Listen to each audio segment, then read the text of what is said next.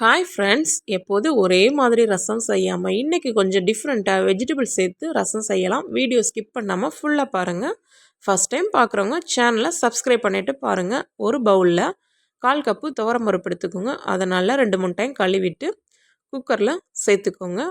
இப்போ வெஜிடபிள்ஸ்க்கு வந்து கேரட்டும் பீன்ஸும் எடுத்துக்கோங்க. அதை பொடிசாக கட் பண்ணிவிட்டு நல்லா கழுவிட்டு அதையும் பருப்பு கூடவே சேர்த்துக்கோங்க. சேர்த்துட்டு தேவையான அளவுக்கு தண்ணி சேர்த்துக்கோங்க. கூடவே 1/4 ஸ்பூன் மஞ்சள்தூள் சேர்த்துக்கோங்க. சேர்த்து நல்லா கலந்து விட்டு குக்கர் மூடி போட்டு நல்லா 3 விசில் விட்டு வேக வச்சுட்டு எடுத்துக்கலாம்.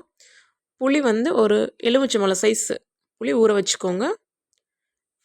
இப்போது ஒரு மிக்ஸி சாரில் ஒரு வரமிளகாய், 1 ஸ்பூன் சீரகம், 1 ஸ்பூன் மிளகு, 5-6 பல் பூண்டு சேர்த்து நல்லா கொரகொரப்பாக அரைச்சி எடுத்துக்கோங்க.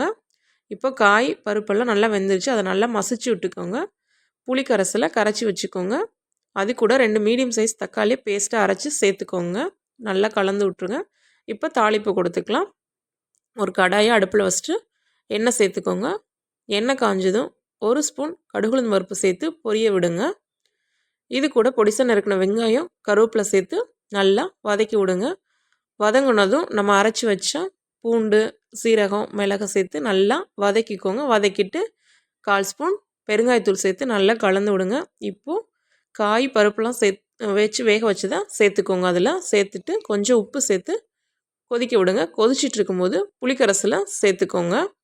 சேர்த்துட்டு நல்லா முறை கூட்டி வரும்போது கொத்தமல்லி தழை, தேங்காய் துருவல் மேலே சேர்த்துக்கோங்க. சூப்பரான காய்கறி ரசம் ரெடி ஆயிடுச்சு. நீங்களும் ட்ரை பண்ணி பாருங்கள். தேங்க்ஸ் ஃபார் வாட்சிங்.